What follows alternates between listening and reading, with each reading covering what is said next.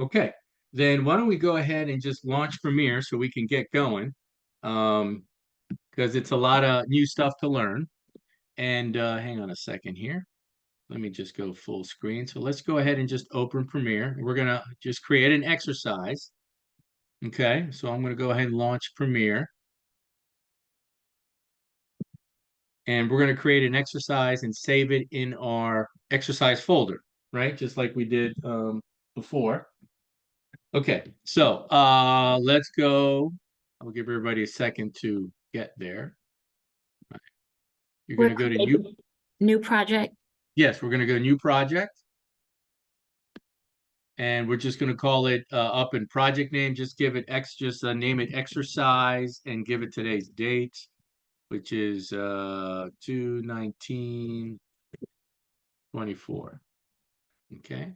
And then for your location right here, project location, right? Click on the drop down, go to choose location and save it where you've been saving everything. So in my case, I'm going into my D drive and into my spring 2024 folder and into my exercise folder. I just select that and hit select folder. So wherever you're saving this, go to your designated spot, and then that will put it there. And then my Zoom is in the way here. Go down here to the lower right-hand corner and hit create. Okay, boom. And there we go. What is this? Yeah, keep it like that. Okay. Oh, you know what? I had this open before, so let me close that. So that shouldn't be open. Not yet anyway. It will be in a moment. So again, I'm gonna stick with my usual workspace. Hopefully you have the same thing or something very comparable, but you will definitely need project, source, program, the usual ones, timeline. There's not going to be any audio in this, but you've got your meters up. That's great. And your tool palette on the left here, or wherever you want to put it, frankly. At this point, you can organize your screen, your workspace how you want. Now the new panel that we're going to be working with tonight is this one called the effect controls. Okay. If you don't have that, it might already be docked with your source panel. And I would recommend that if it's not, when you create it, I would recommend putting it there. It's a nice place to put it. So that's not to be confused with effects. We dabbled in effects last week because we went into video transitions, right? We went over here and grabbed that cross dissolve, but we also had a shortcut. So that's different. This is the effect controls. So I'm going to get rid of it and let's pretend you don't have it. Okay. So you want to go up to window if you don't have it, and it's going to be right here. Okay, so I would recommend selecting your source window because if you have that selected, when you add it, it will park it in there, right? So I've got my source selected, window, and I just go straight down and click on the effect controls. And sure enough, it docks it, occupying the same space as source. You just click back and forth between source and effect controls. Right? You're not going to see anything because we don't have a media in here yet. There's no clips. Okay. So make sure you've got that. I'm going to go back to my project window here for a minute. And let's go ahead and we're going to go a slightly different order here. We're going to create our sequence first. Okay. And then what we're going to do is create a title and then add some animation to that. Okay. So we're going to right click in the project panel. Right. We did this last week when we created countdown bars and that kind of stuff. But now we're going to go to new item. Right. And you can see bars and tone, that stuff we created last week. We're going to go up here to sequence. Okay. And this will sort of be an inadvertent refresher on settings. Okay. So it gives you a bunch of presets here. Right. And you can see broadcast came right up. If I collapse that, you can see all these main general folders, and when you expand them, they show you all of these presets that fall under that category, right? For example, broadcast, and you've got different frame rates. Remember, we're generally working with 30 frames per second, which generally would be 29.97. And here's social. Here's stuff that's generally designed to work on social media. Here's 4K, much higher resolution, right? Bigger than HD. Here's some legacy, which, okay, yeah, I see what they've done here. This is older stuff, but a lot of stuff that's still very popular. For example, here you've got something that's geared towards some DSLRs, right? You've got other presets also targeted for footage that was shot on DSLRs. And this is one of the reasons Adobe has actually been, Premiere has actually been so successful over the past 15 plus maybe 20 years, because they took advantage, they realized that everybody's coming into editing and there's so many different formats, right? There's so many different specs and codecs that they wanted to make sure that you could work with just about anything in this program. And that's what they've done. And this is one of the reasons they've been, as a video editing program, so successful. Okay. I won't get into uh, other stuff that was happening. There was years back ago when Final Cut, Apple was competing with them, and a lot of people jumped ship on Final Cut because they became Final Cut X, and you had to have like certain, they weren't as flexible, let's just put it that way. And then Adobe really capitalized on that. Anyway, so what we're going to do here is we're going to click on the HD 1080p folder, expand that. All right. And the basic difference is these are all very similar codecs, except the frame rates are different. The FPS, frames per second, right? So you can see you've got 59.94, 50. So this is 60 frames, 50. And here's your 29, 25, and 24, right? This is actually a very popular format. It was, back in the 90s when the small cameras came around, it was 24p, they called it. We're going to click on this one, HD 1080, 29.97. And when you click on that on the left, you'll see more detail in the right. Okay, and you can see that this is HD 1920. So this is standard high definition, right? We talked about this a little bit. You got 1920 pixels horizontal, 1080 vertical. Okay, when you look at TVs, right? This is the stuff they show you. And this is your frame rate. And here it is. It gives you more detail here. And what else? There's aspect ratio. Progressive scan means it's really ideal for a lot of the newer flat panels, and definitely anything online or dealing with computers. This is why they separate this from broadcast, right? And when you look at broadcast, you don't have to jump into this, but let me look at this for a minute. You'll notice that broadcast, when you look at here, you said 29.9 I, it has an I. And when you look at something here, it says something different, upper field first. We won't get into that. Broadcast and if you're exporting for broadcast, it's different than if you're exporting for online or computers. I'll leave it at that. So go ahead and select this middle one, 1080p 29.97 FPS. And where's my little save button? It's way down here. It's like it's not even fitting on my screen. Okay, so I'll have to like push this up, which is kind of annoying. Hang on a second here. All right, hang on a second. Not sure why it doesn't let me, because this thing is in the way. Okay, hang on a second. I'm going to stop sharing for a minute. Hang on.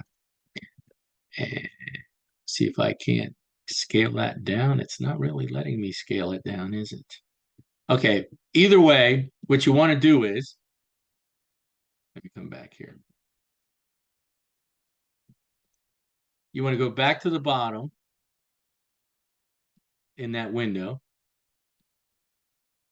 and there's going to be an OK down at the bottom. Okay, hang on a second. I have to actually get rid of this to even see that, which is right. So it's the very bottom. It's gonna give you a name for the sequence. Okay, let me do this. Let me bring that over here. Okay, I can show you that now, I think. Share. Let's just show the whole screen here. That might help me a little bit. Okay, so if you're seeing on the very bottom down here, it says okay. So you want to click on that. Okay. Of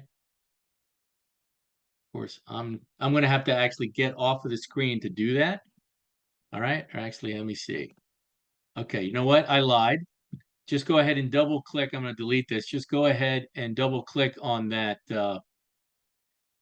selection, right? So you don't have to go down. Okay, just go ahead and select it here. I figured this would work. I just haven't done it in a while.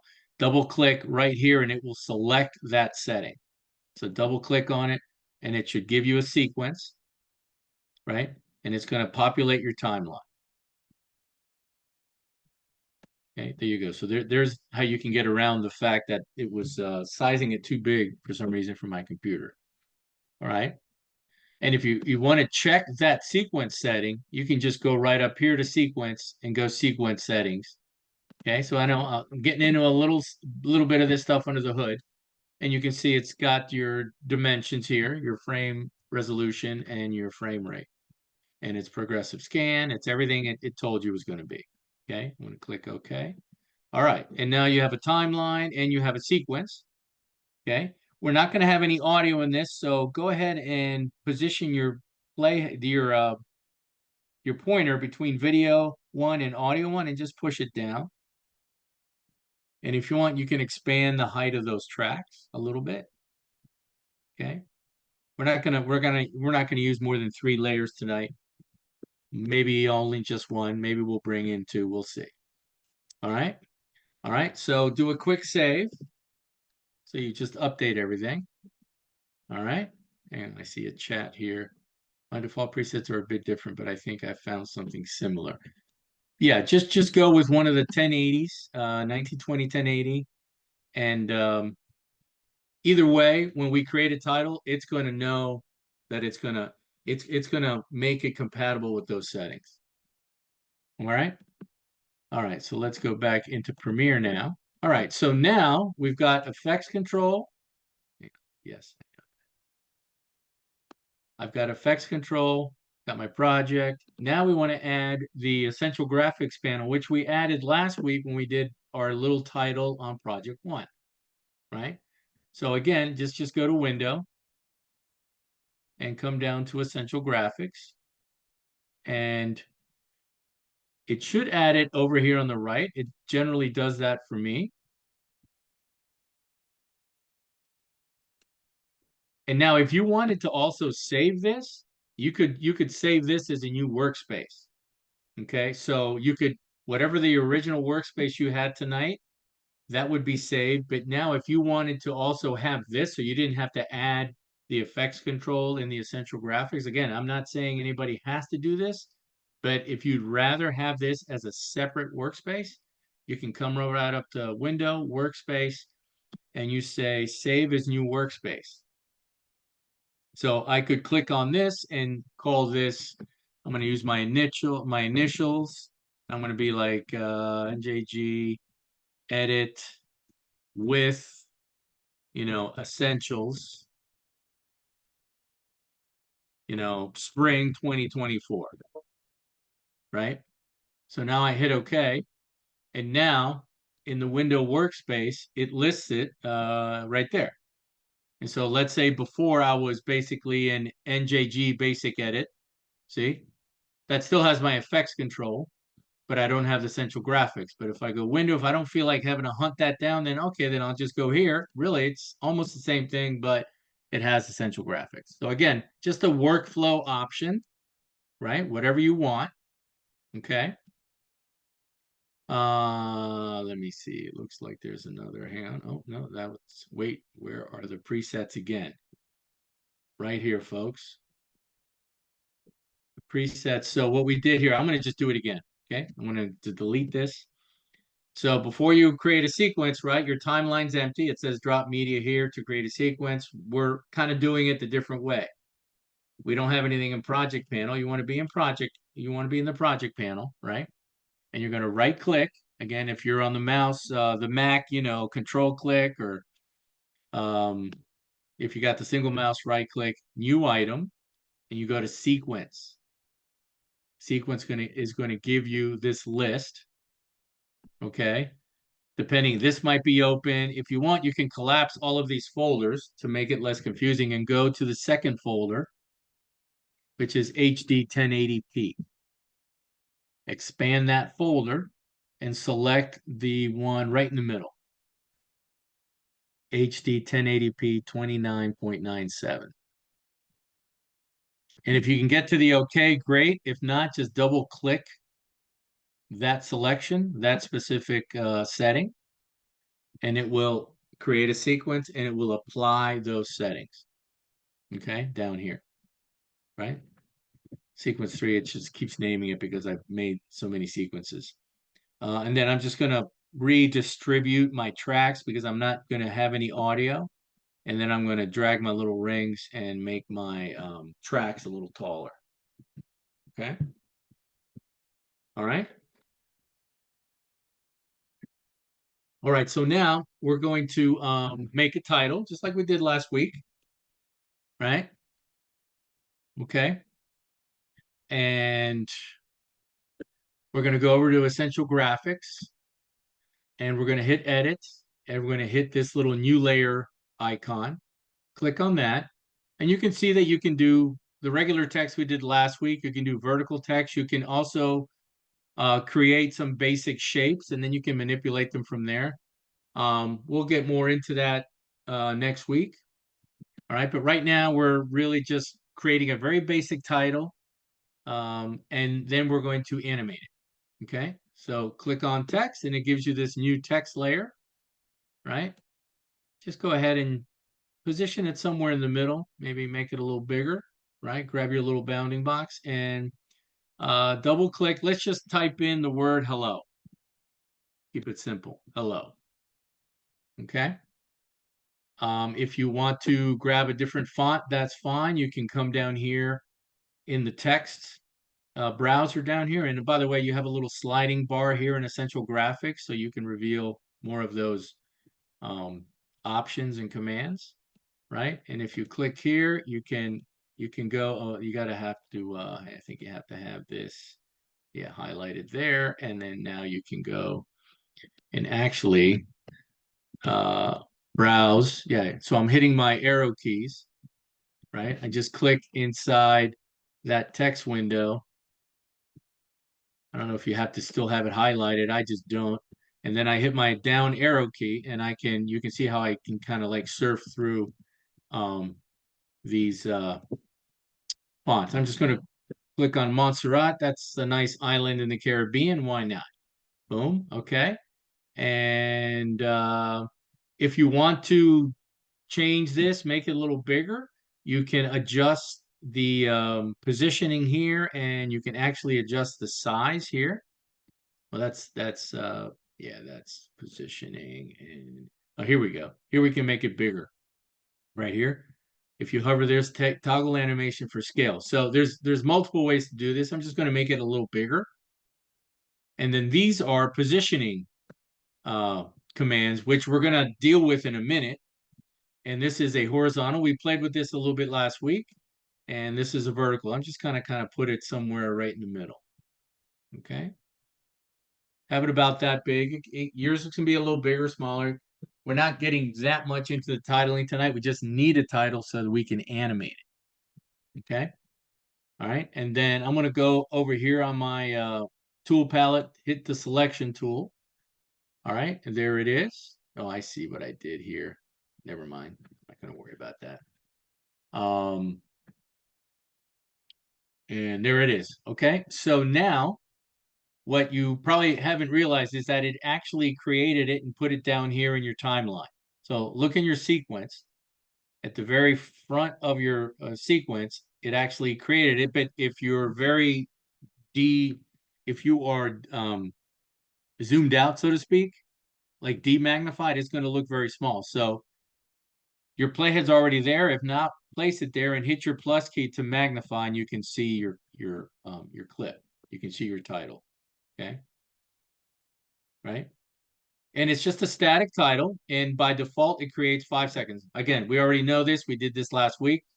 So for what I want to do here, though, let's push it up to video 2. Just grab it. Don't grab this white line, which has to do with opacity. Just grab it somewhere down here. If you want to make the tracks a little taller, play with your little rings, and then grab it and just push it up to 2. Because later we'll just create a layer on the underneath, and you can see how we can superimpose it, which we did last week. So now you have a title, a static title that's 5 seconds long. Okay, right? Do a quick command or control S. Now, with that title selected and the sequence selected, you notice that it's not showing up in your project panel, right? But it does show up in your sequence. So if you were to save this and open it back up, it's still going to be there, but let's go ahead and add it to the actual project panel. And we do that by going up here to the main menu and go to graphics and titles. Click on that, and you should see upgrade to source graphic, right? You're going to see that because you have it selected in the timeline. Okay, click on that, and it actually drops it in, and it creates a little graphic right here, little icon, a shortcut to it, so to speak. If you want, you can double click and name it hello, right? So you know that that's the hello title. Okay, and when you double click on that, it opens it up also in your source panel. Okay, so there's your title sitting in your timeline, in your sequence.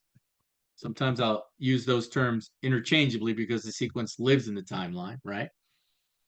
And now we're not really going to mess around too much with essential graphics, but we'll keep it open. I'm going to make that a little skinnier, and then I'm going to maybe expand my sequence a little bit. Give me a little more room. Okay. All right. Let's see here what we got. Wait, can't I find the HD? Why can't I find the HD 1080 presets? You're not. Who is that? Is that Adolfo? Who is that? AS. Yes, it's me. So you're not finding those 1080s? Then just go here. Go into, if you're not seeing them up here. Hang on a second. Let me new item sequence. So you're not seeing sequence presets. You're not seeing this. No, but I think it's because I have a last year's version of Premiere. Oh, you have an older version. All right. So go into legacy and just come down to this one. You probably have this, but this is displayed differently. So go into AVC HD, expand this, and go to that middle one, 1080p. And there go to the AVC HD 1080p 30. I'll sit on that for a minute. So you probably won't see the legacy folder, but these will all be listed.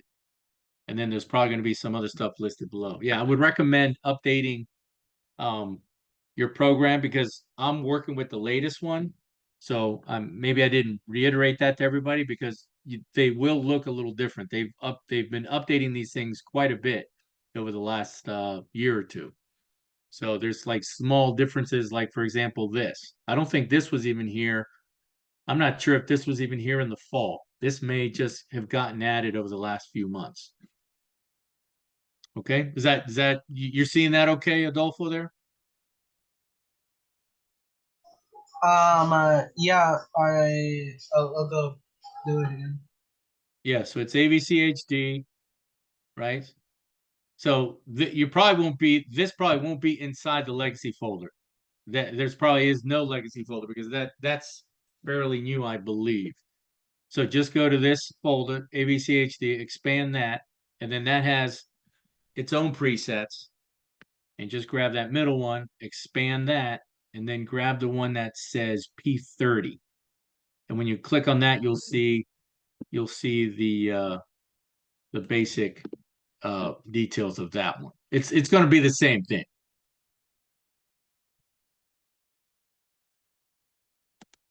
All right, so do that one, and then you can just double click on it, and it will add that sequence to your timeline.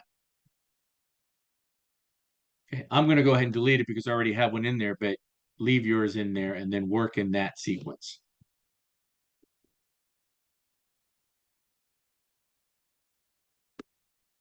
All right. Everybody else okay? All right, so now what we're going to do is we're going to animate this title and we're going to get into some basic motion effects, which is really the fundamentals of animation, not like the 3D animation that you draw. This is just movement. And it's fundamentally what animation is. It's making something move, right? So some of you, maybe some of the graphics folks have done some of this with some of their 3D stuff, if they've done that sort of thing. All right. But and this is a really critical skill. This is kind of expected now from editors. This is a lot of times you look at job descriptions and they'll talk about motion effects editors, motion design editors, etc. So it can be a little bit of specialized, but even if you market yourself as an editor, it's not just cutting video and doing effects. It's having this ability to make things animate and move. All right. So once you have your title in the timeline, select it. So it's selected, and then come up to the effects control. Okay, and so this is its own window. This actually also pertains to transitions, which we did last week. We didn't really get into that. I'll follow up with that in the next week or two as well. But let's go ahead and expand this window a little bit so we get a little bit more real estate on it. And I'm going to push it to the right a little bit because I want to see, I want a little bit more space here. So the effects control panel has like two different sides. The left side, it's got all of these properties, okay? And these are known as inherent properties, okay? Basically what that means is they're built in to every clip, whether it's a title, a graphic, a piece of video. Every clip that you bring into Premiere has these inherent properties. They're already in there, okay? As opposed to what's known as standard effects, which are effects that you apply, like a blur, like color correction, other types of like lens flares and video effects that we'll get into on Project 3. On Project 2, we're only dealing with the motion, okay? So again, I'll give you all of those restrictions, as we go forward. All right, so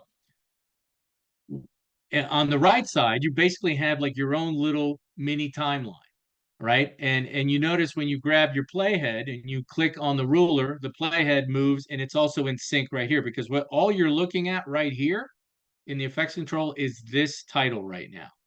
Okay, even though it doesn't say hello, you're looking at this title, right? And it's all wonderful 5 seconds. And by the way, you can still extend this, right? Remember how we did some trimming, right? I'm just going to put that back. You didn't have to do that. I'm going to put it back to 5 seconds. Because anything you create within Premiere, like titles and that sort of stuff, has endless duration, right? It doesn't have an end. So you can make it as long as you want, make it as short as you want. All right. So I'm going to bring my playhead back to the very beginning.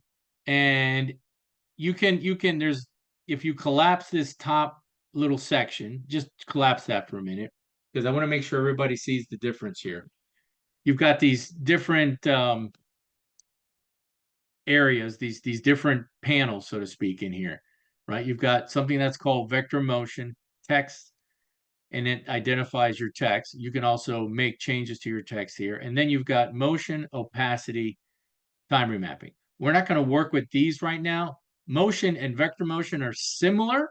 They have the same basic properties, but that's going to be applied to video. Vector motion is going to be applied to source graphics because the source graphics are the one you just created in here in Essential Graphics. And you notice that they say vector. Okay, so expand that. And let's talk about this real quick. There's two basic categories of graphics that you would create, for example, here in Essential Graphics, for example, with like programs like Adobe Illustrator, Photoshop, InDesign, etc. All the graphic folks already know this, but us, meathead video folks have to learn about this, right? and I'm say that in a self-deprecating way, not to the group. But you've got two basic type of categories of graphics. You've got vector graphics, which are high res, limitless resolution. Okay, so you can create a graphic, you can make it really big, you can make it small, and it never loses resolution. Then you have the other form, which is bitmap, or also known as raster image. Those have limitations. They have advantages each side. For example, bitmaps are smaller, so they're easier to handle. They don't take up as much space on your hard drive. Vector graphics can take up more. And examples of programs that create primarily vector graphics, I think maybe only exclusively. No, I think they can do bitmap. Illustrator is a vector graphic tool. Photoshop, um, pretty sure you can do vector. I've never done vector in Photoshop, but you can, Photoshop is a lot of times, because it's used a lot in video, is also, you create bitmap and raster images. Okay. So if you ever want to, I will also put let me show you something. Let's take a look at this before we go any further, because it's important to understand this stuff a little bit. There it is. There's hang on a second here. Let's go share screen. Okay, I'm going to pull this up on Google. I bookmarked this, and here you go. And I can post these on, I can post this on Blackboard. So here, for example, definition of, come on, don't give me a hard time here. Definition of a bitmap and raster image. Bitmaps and raster image are the same thing, but different from vectors. So this gives you a very basic description right here. Bitmap images are comprised of pixels in a grid. Each pixel or bit in the image contains information about the color, blah, blah, blah. Here's the key difference. Bitmaps images have a fixed resolution and cannot be resized without losing image quality. These images are also called raster. So the vector image, which instead of dots has this is embedded mathematics, it's different algorithms, it's just different science.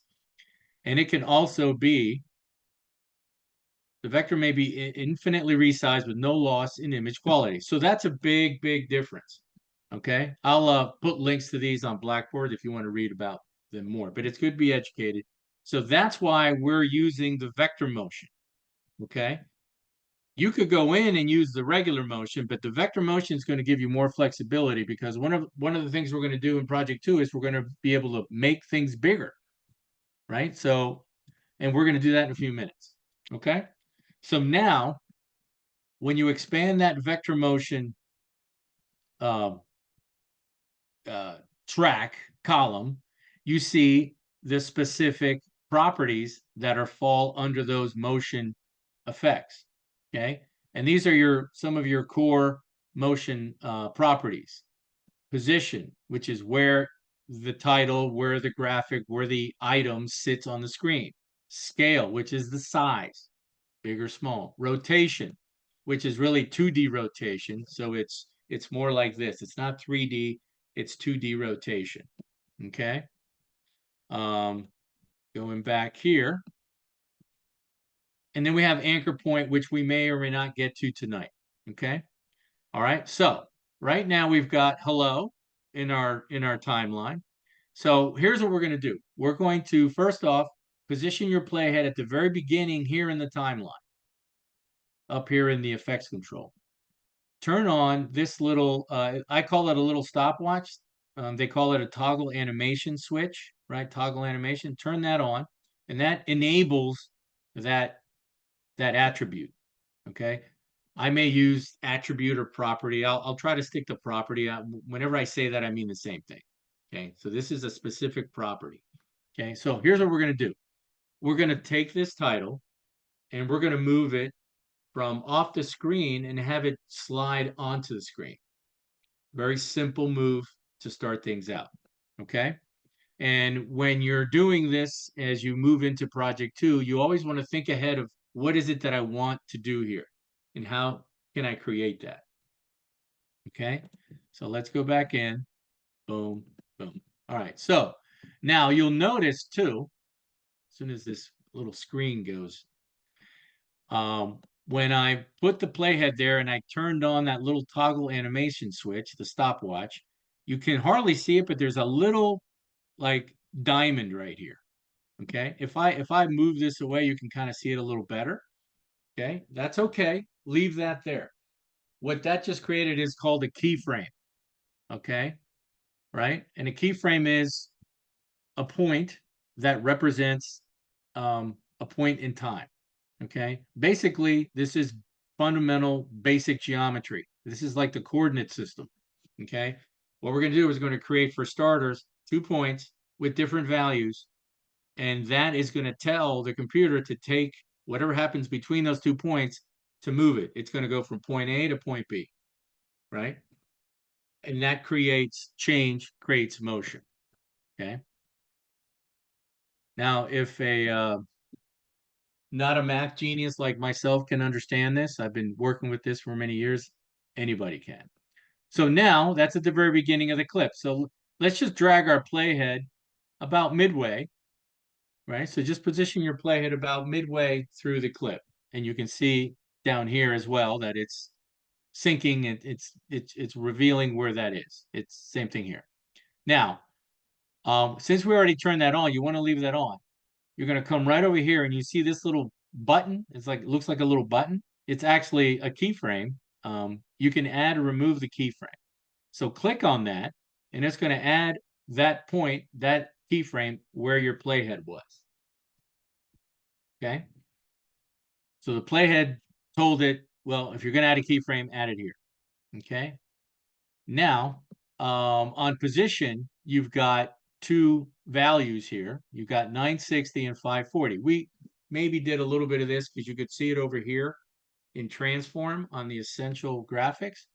The 960 is your horizontal, otherwise known as X axis, AXIS, and 540 is your vertical, otherwise known as your Y axis. They're both kind of tricky to say. Now, right now, if I move my playhead between those 2 points, nothing happens. Can anybody tell me why nothing's happening? I created 2 points. Why is nothing happening between those 2 points? Not a trick question. Anybody? You can chat it, you can scream it.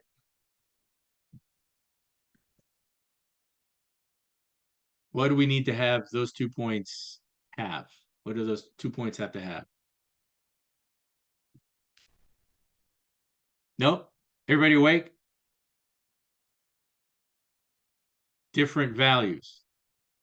Don't worry, you're not being tested. All right. So let's go back.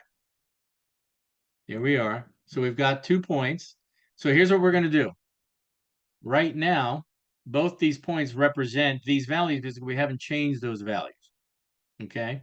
Let me also tell you what these other things do. These little guys here, these little triangles, and this is why you need to widen this out a little bit, because sometimes if those things are too close, your mouse doesn't let you click on these the way you want. Okay. You can also clip right here and you can make that column a little wider. So you got, now I see, I create a little space between those and I can hover there. And this says, go to previous keyframe, go to next keyframe, just like, remember we did in and out points. We could send the playhead to the out point to the in point to verify that we entered the correct in and out points. So if I click on go to out, go to next keyframe, it jumps to the next keyframe. There isn't a next keyframe, so it doesn't give you that option, but I can go back to previous keyframe, right? So again, there's that snapping feature. Again, that's called snapping, when something just pops and goes like a magnet to a specific point, right? That's that accuracy that Premiere gives you. So a little navigation there. All right, so now here's what we're gonna do. We're gonna make this thing start off screen and slide into this position. All right, so we know when we go to this second keyframe, when we're sitting on that keyframe, that's a point in time. That's a specific point in space, but it's also at 2.5 seconds into this clip. So that's going to be my end keyframe because we just created another one and it kept the same value. But now we're going to start it differently. It's not going to start here. So we're going to jump back to this first keyframe. So we're going to go to previous keyframe. Now we're going to alter, we're going to adjust right here on the X value. Okay. So remember, anything that you have blue like this, I've mentioned it before, when you click on it, you can type a different value. You can also, I'm going to just click away for a minute. You can also click and drag that number. You see how it moves it, right? So I'm holding down my mouse and you're going to see the value change. Don't worry so much about the number. You're going to use your eyes and you're going to drag this thing off screen. See? See, I'm dragging it off screen. So my value right now, as I get it off screen, is right around 300 and negative 350 or so. Okay. Yours may not be exactly the same. That's fine. Just have it off screen. So right now, if you're sitting on that first keyframe, your title should be off screen. You should see nothing, right? But now you do have two keyframes with different values, right? The second keyframe has the original values, and this first keyframe has this horizontal value that's like a negative 300, which is actually off screen. Okay, now if you just grab your playhead and kind of preview that, you can see the move. See, so in between those 2 points, 2 points, different values, right? And if you want, you can also, hit your space bar, play it through, and then once it gets past that keyframe, there's no other keyframes, which essentially means there's no other instructions, and it just sits there for the remainder of the time that it's up on the screen. Okay, you can also hit it here, right? You can cue that up and hit play, right? Because that's playing what's in your timeline, right? So I want everybody to at least get that to happen. And this is the core fundamental secret sauce. This is the basic core of animation. 2 points, different values. Creates change, movement. And in this case, it's a position change, right? We can also do this vertically. We can apply all of this same principle to size, rotation. So go ahead and play with that for a minute.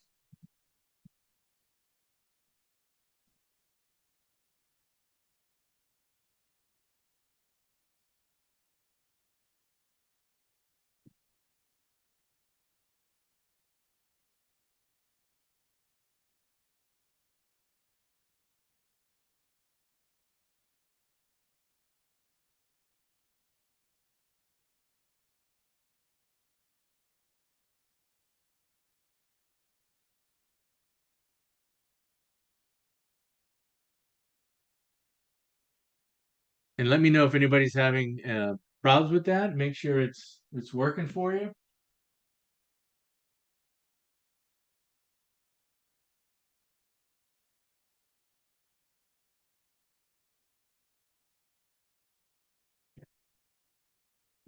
All right. Any questions on that? Is that working for everybody?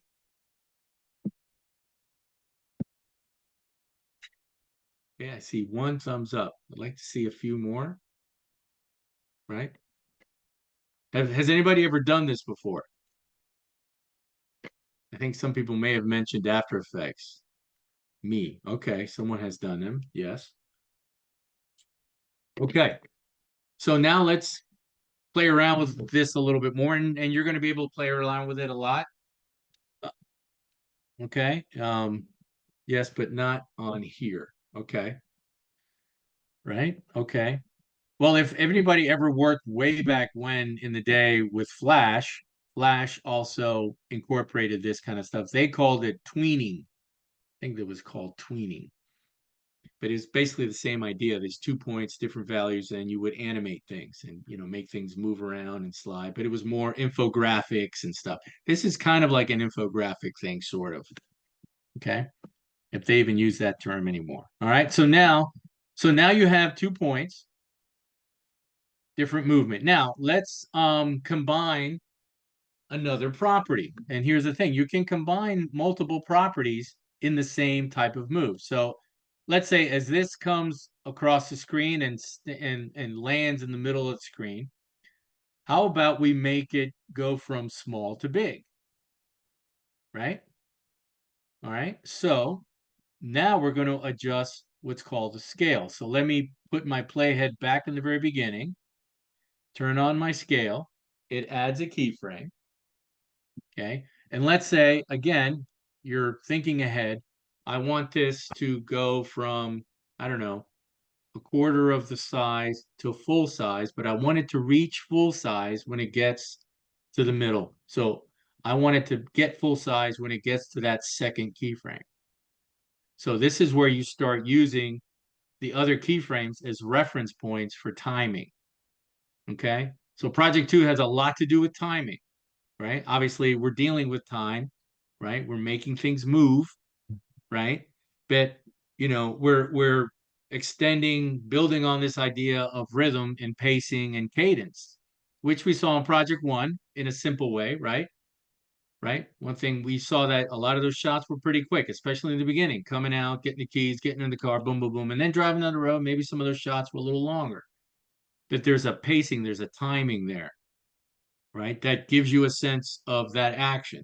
Here, it's going to deal with, yeah, pacing and all that, but also you're putting information on the screen and you've got to let people read it, but you want to also make it interesting and appealing and pull them in. So on project 2, you're now not just doing a technical exercise, you're trying to now actually tell a little bit of a story and you're trying to be more persuasive, right? And so now you're going to be able to completely come up with the font, the color, the background. You're going to have a lot more creative freedom on this project. Okay, so let's go ahead and work some more of these properties, right? So right now, right, we've got our title starting off screen. And we adjusted position. We created 2 keyframes. Title comes just off screen, and it hits that second keyframe, and it stops because there's no other keyframe. So these are basically instructions. Start here, end here. Right now, let's go ahead and use this keyframe on position as a reference point because we've just decided that we want this to get full size, which is the current size, right when it hits this point. So, okay, let's go here, go to next keyframe on position. Click that so the playhead jumps to that keyframe on position, and then come down to scale and add a keyframe on scale. You see, so these are independent properties. And right now you're seeing this box checked that says uniform scale. That means right now when we scale this, when we make this bigger or smaller, it's going to be a uniform horizontal vertical size. You can deselect that and you can adjust the width and only the height. We're not going to worry about that right this second. Okay. All right. So we've got that keyframe now set. Now we're going to go back to that first keyframe on scale and we're going to adjust it. Okay. We're going to keep the second keyframe alone. We're going to leave that alone. And for the record, you see this number 100. 100 is the size that you drew it at. Okay. For example, while we're sitting on this second keyframe, you can go beyond 100. You can make it bigger. You can make it smaller, right? I'm just going to click and put that back at 100. Okay. Now let's jump back to your first keyframe. All right. In this case, because it's right at the beginning, you could just drag it and you could be sitting right on it, or you can hit go to previous. And here's a little tip. Whenever you're sitting perfectly on the keyframe, right? That's why these little go-to functions are so important. When you're sitting right on that keyframe with the playhead, these little keyframes will be lit blue, right? I'm going to go over here and move this off by 1 frame. And it looks like maybe I'm sitting on it. So maybe I didn't use these and I just kind of drag this over and oh yeah, I'm sitting on that keyframe and I'm going to make an adjustment. But if these are not highlighted blue, you're not sitting on that keyframe. And what's going to happen is if you make an adjustment, it's going to add an additional keyframe and it's going to give you something that you don't want. There's reasons why you might do that, but we'll get into that when we get into some slightly more advanced techniques. All right, so anyway, let's jump back to the first keyframe on scale, and on 100, just click on that and type in 25. Right, you just click on that and type in a U value and then hit enter. Okay, it changes that value, right? Because these are hot text fields, right? We talked about that last week with hot text fields. Anything that's blue like that, type, change it up.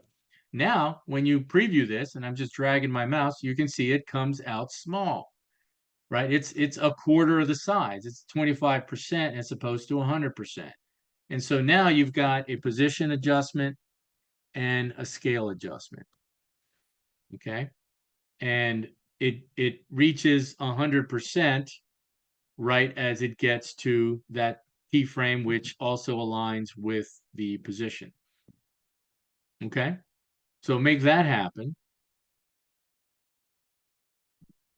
So now you've adjusted two properties. Okay, and as mentioned before, these are I don't know if I used the right term. I mentioned that they were inherent properties. They tend to be known as, in a larger brushstroke, as fixed effects. So fixed effects are examples that are always in, no matter what. They're just part of the anatomy of every clip. And these are fixed effects, these motion effects, these motion properties, position, scale, rotation, etc. Okay. But you do have to access them, right? And then add those keyframes and make those changes to put them in motion, but they're still there, available. Okay.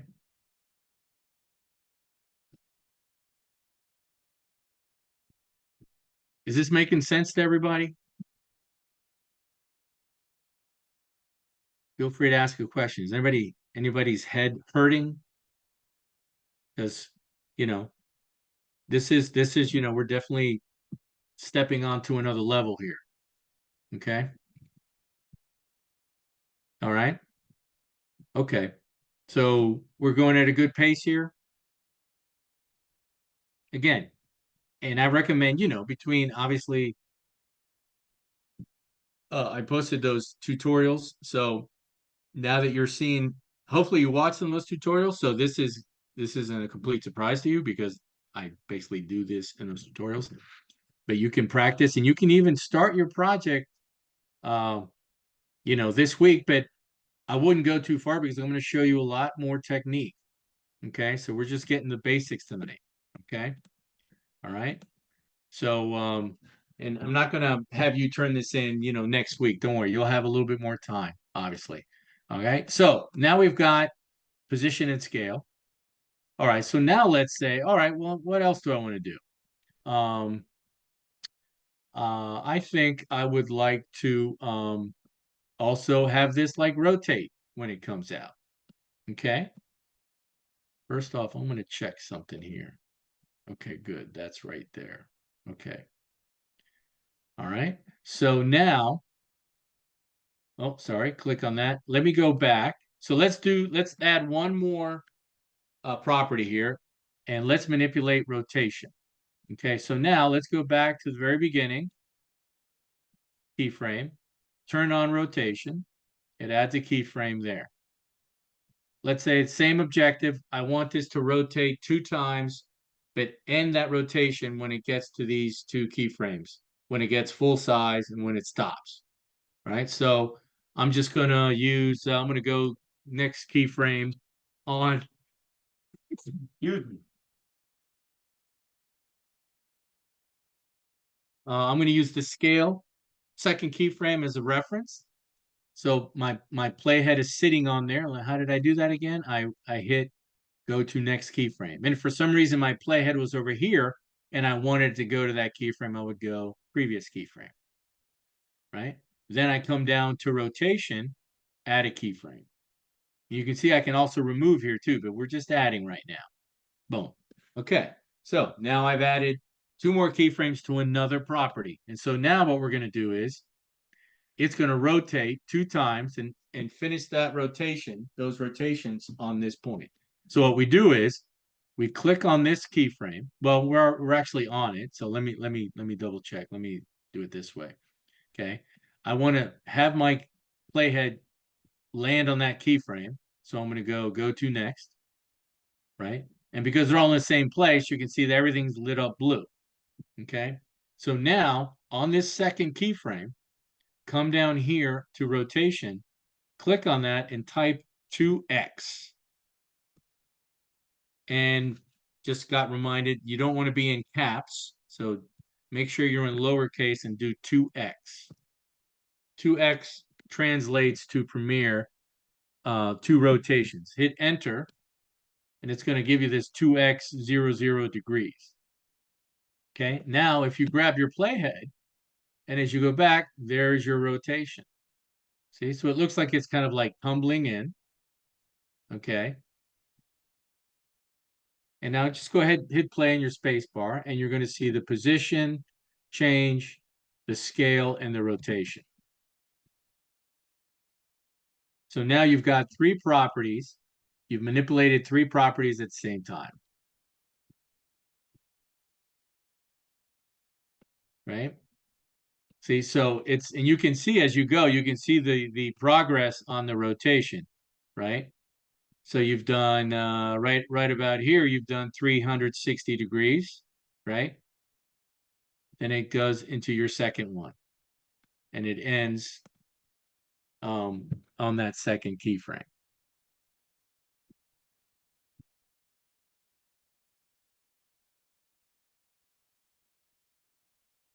And let's see, there's a message here. This lesson is a little bit more difficult, so I'm going to watch tutorials and tonight try recording to catch up. I'm just following along. I go back. Okay, that's fine. Yeah, I'm definitely recording this, and I should be able to post this hopefully tomorrow. I had some trouble last week where YouTube was like processing for like 4 hours, and I think it was just stuck. Sometimes it just acts crazy. But yes, but again, if you're not getting this right away, don't worry. This is actually, for being barely a week into this class, this is getting into some slightly intermediate stuff. Okay, slightly. Again, just play with it, but just remember the core thing, those 2 points, different values. And again, we're just exercising here. We're just, stretching our muscles, make mistakes. Okay, not a problem. Okay, all right. So that's basically how you create motion. Now, here's some other um, um, factors that can affect what you're doing. So let's talk about like velocity. Okay. So again, and this sounds like, I'm talking physics or science, because it is. It's all based. This is all science, right? And it's thinking in the real world. Okay. So we have 2 points with different values. Okay. The distance between those values, the distance between those points, those keyframes, is going to dictate your velocity, your speed. So if you put those 2 points closer, what do you think is going to happen? Whatever happens between those 2 points, you haven't changed what has to happen. You still want it, for example, the title to move from off screen to the middle. But now you're saying, I want, instead of doing it over the course of 2.5 seconds, do it over a second. It's going to be much faster. It'll be twice as fast. So let's try that. Okay. So this is where you start playing around with things. So you don't always, the takeaway here is you don't have to always line up these points. You don't have to have a position adjustment and a scale adjustment and a rotation happen all at the same time. You can do them all differently. Okay. Right. So for example, let's say we wanted to get to the middle, which right now is represented by this keyframe, right? And right now it's taken us, and let me bring your attention down here to the left. This is also a great thing. You see a little time code window down here, right? You notice that time code window also matches your timeline, right? Because this is essentially a magnified, this is an isolated magnification of just this clip from your timeline, but it gives you its own little timeline here. So you can see that at this point, you're only at 2.5 seconds. So here's what we're going to do. I'm going to move the playhead out of the way. I'm going to grab this keyframe. I'm just literally going to grab it on position, and I'm going to slide it about halfway back towards the beginning. So it's half the distance as before. Now watch that velocity, right? So now it gets there, right, over the course of a second. So it gets there a lot quicker, right? So this is where you can start playing. And guess what? It's still getting bigger and rotating because I didn't tell it to get full size for another 2.5 seconds or another second and a half. So you can stagger this and you can come up with your own, unique movements. And so there it is, right? It gets full screen here. I'm sorry, it gets to the center pretty much right here, right? But it's still rotating. So position wise, it's where it needs to be. But the rotation is still, it's going to take another second to get it. I'm sorry, the scale and the rotation. Okay. So all you did, so try, for example, moving your rotation.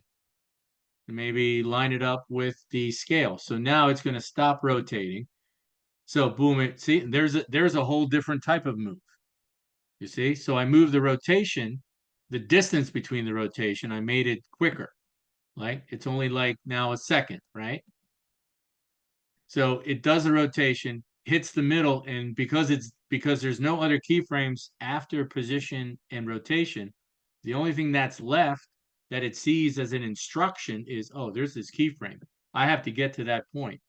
I have to get to 100%, right? So it's a very different move now, right? It comes out, it rotates, boom, and then it continues to scale. So it does a quick, if it hits that point and then it gets big.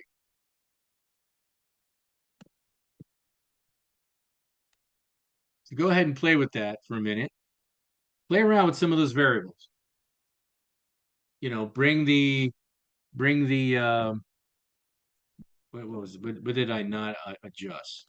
Play with those different properties and stagger them, and you'll find different things.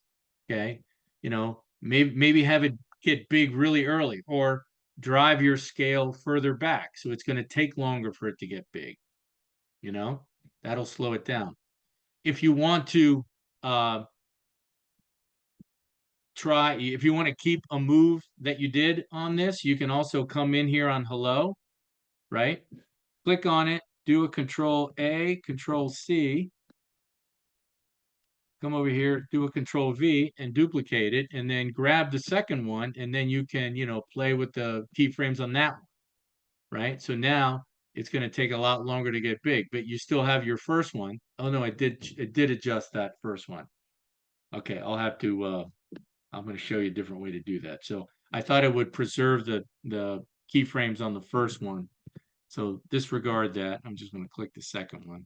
There's another way to do that, but yeah, but go ahead and keep playing with these.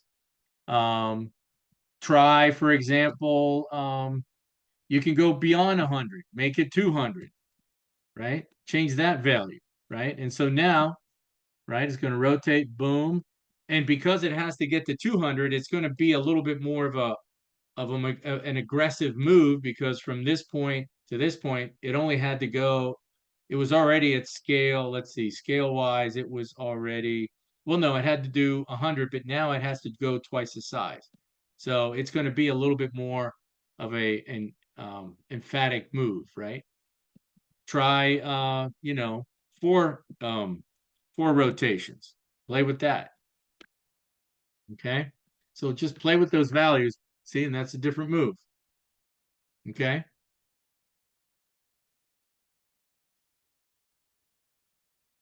And then maybe stagger, you know, maybe bring your second position thing even quicker. So it's going to get there pretty quick. It's going to get right to the middle. And now that changes. So it gets to the middle, and the rotation is going to take longer. So it's still rotating when it gets to the middle, and it's getting bigger.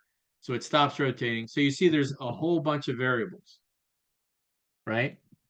once you get the basics, there is like almost infinite variables that you can manipulate just with these three properties. Okay, that's why they call it animation. All right, so let's do a little bit more of the keyframing stuff here. Okay, let me show you one other thing. So there is one more property down here. It's called anchor point. Okay, so anchor point has to do with the center of the center of the composition. Okay, it's not necessarily where it's sitting in the screen, but it's the center of the composition. And the way that you can see this, all right, I'm gonna let's do this. Let me see something here. Yeah, let's go to this. Here, let's do this. Let's actually make a new title so we can play around with this. Let's make one more title real quick. Okay, so let's go to Essential Graphics. Oh, we're there. Text, text, and just say something like Big Show, right? Just Big Show. And use caps. Okay. And I'm going to just kind of like position that in the center of the screen. Okay. Boom. And hit save, right? And I have it down here in my sequence. Let's push that up to layer 2. All right. And let's go ahead and turn on position, scale, rotation, and anchor point down here on Big Show. Okay. Now, once you've done that, I'll give you a second. Now let's turn on. This is one of those moments where you're probably going to get mad at me again, just like when we were doing time code and I had you like type it in and then I showed you that you could go to it and then I showed you could type it in. You can also do this. And this is like a transform tool. They call it the direct manipulation tool. But when you click right here on the words vector motion with the little eyeball, by the way, if you click that eyeball, it deselects everything. So you want to make sure you keep it clicked on if you're going to do anything. When you click on the actual words, when you look over here, you see this bounding box. You see like this frame. They actually call that a wireframe, right? Everybody see that? It's got like a blue line around it, and it's got these little white sort of dots. And then in the middle of it, you can see that there's kind of like this bullseye. Okay, let me click away, right? So if you click away, for example, down here in the timeline, it releases that. But click on your clip again, and you turn on vector motion. You just click here, right? And if you, let me see, how does it get rid of it? If I click, yeah, if I click there, no, it still stays enabled. So this is another way where you can grab this and move it. But the reason I'm clicking it right now is to show you that this is what's called your anchor point. It's the center of your composition. This also has to do with if you're doing a rotation, it's going to change the type of rotation that you're doing. When it's in the center, the rotation is it's basically the axis. It's the center. It's like the axis of that image, right? So if you do a rotation and it's in the center, the anchor point is in the center, it's going to give you like a propeller-like motion. But we can move the anchor point to one edge or the other, and it's going to be more like a lasso, like a rope. Watch, I'll show you. Okay. Okay, so right now, I'm going to leave anchor point there, right? Like we did before. So here, for example, you can see the anchor points in the middle, right? And so when it rotates, it gives you that propeller-like motion. Okay, let's go to Big Show, and we're going to reposition the anchor point. Okay, so I'm going to keep the vector motion thing on, and I'm going to move. The anchor point also has basically position attributes, right? Technically, these are the attributes, and that's the property, right? So this is an X. So watch. If I'm sliding it to the right, I'm actually going to slide it to the left. I'm changing the value, and it's going to put that anchor point more over here, right? So now it's kind of pushing the text over there, right? And so now if I go down here and add a second point for rotation and say go 2x, remember you need caps. Now it gives you a different type of rotation, right? Because I repositioned the anchor point right here off the B, as opposed to being in the center of that composition. It still sits in the same position of the larger frame, but within the title, it's a different center point. You see? So that's another way that you can play around with rotation. Okay, and you can do a different type of rotation. You see? So now it's kind of like it's hanging on a rope, right? So you want to do sort of like a lasso, rodeo show. So again, the idea of Project 2 and with animation is literally adding personality to things, right? That's what animated is. You know, cartoons, if they just sit there, they're not very exciting, but they make them move and they have characters and different types of movement can communicate different ideas and emotions, and they can be funny, they can be whatever, fast, slow, right? So you start thinking in terms of adjectives, all right? Right? So let me see what else did I want to show you. Okay. So that's anchor point. So basically those are the four main properties, the four main motion properties: position, scale, rotation, and anchor point. Okay. And here, same thing. You can still adjust, size, so you can do all the same stuff. You can, change your size, your position. If you want this to move across the screen as it's doing this, sure. We're starting over here on the left. You want it to go over here to the let's see. Yeah, it's starting over here on the right. And if you want it to, as it's doing this, you want it to like come over this way. Yeah, you can do that. I sat on that keyframe and I changed that value. So now it slides over and it lands there. Okay. And if I want to adjust that some more, let me go back to position and maybe I'll now, without adjusting anchor point, I'll adjust position a little bit, or maybe I'll have it start up here, right? And then it'll float down and land there. Okay. And you can have more keyframes in between. Okay. So let's say it floats down there. Let's say I want it to actually come more like right here, right? So that's going to be a position, a vertical position.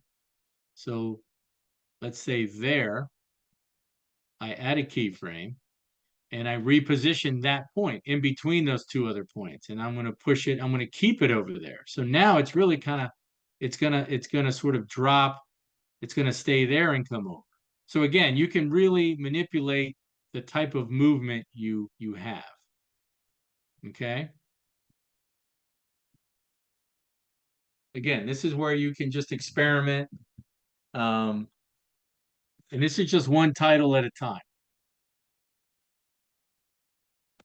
Okay. So let me show you one more thing. And then we're gonna create like a layer underneath so you can see how it stacks up. And maybe we can do two titles or something. Okay. All right. So here's a nice little nuance. And if you've ever, some of you who probably worked with graphic designs, you might be familiar with Bezier curves. Okay, so we're going to smooth out the end of the move, in this case, the rotation. Okay, so we're going to come over here, and here's the end of this rotation, right? Which is right here, right? There's rotation. And so when it lands on that rotation, notice how it lands. It's a very abrupt ending. It just locks in, right? Boom, right? Do it again. Boom, right? So you see how it spins around and then it lands. and it just stops, which is what we told it to do. But now we can add additional nuances to that point. And let's go back in here. And this is where, of course, Premiere is just, as I mentioned, I think probably in the first day, there's a lot of menus and submenus. There's a lot of embedded menus. So let's go.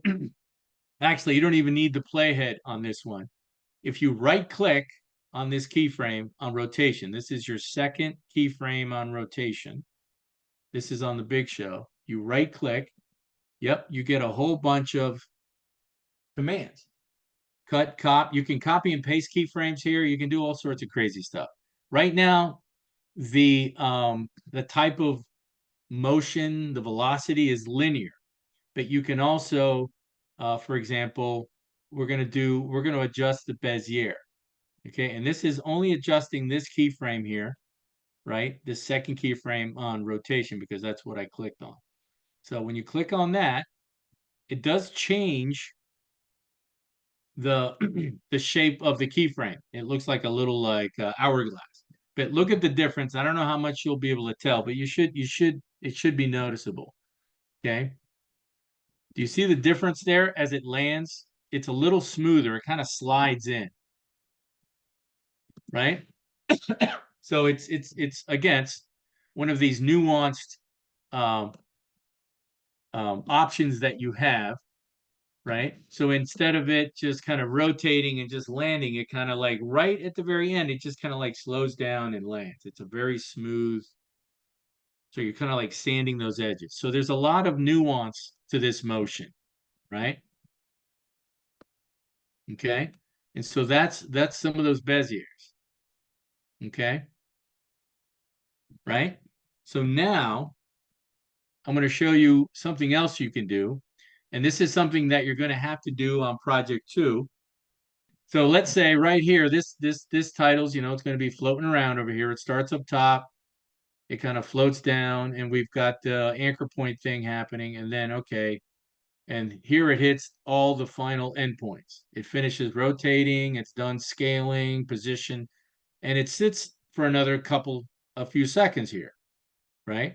So let's say we don't want it to end there. We want it to like slide off the screen before the title ends, right? So let's say we want it to sit still from this point forward for a second, right? So first off, we're going to snap to those end keyframes. Okay, so now we're on that final point of all the properties moving around. And now we want to go forward 1 second, right? So we could drag this and do the math. We could look down here on our time code in the left corner of the effect control, 7:15. That means we got to 8:15. So yeah, you could drag this to 8:15.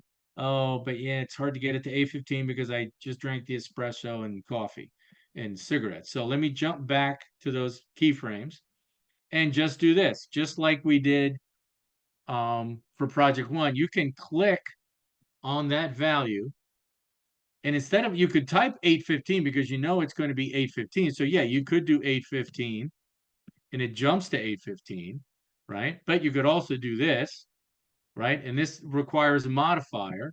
So you click on it and hit plus 100, which means from this point, I want to have this playhead jump forward 1 second, right? Because it counts from right to left. That's 1.100, which is 1 second, right? 00 represents frames, 1 is seconds. So when you hit enter, the playhead jumps 1 second forward.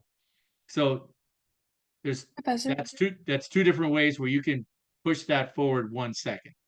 All right, so we got Big Show, right? So now we're jumping forward 1 second, right?